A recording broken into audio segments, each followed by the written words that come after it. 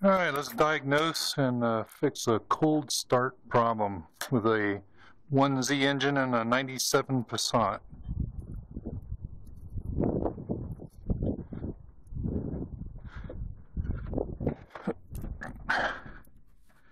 The vehicle has issues starting after it's cooled off to ambient temperature.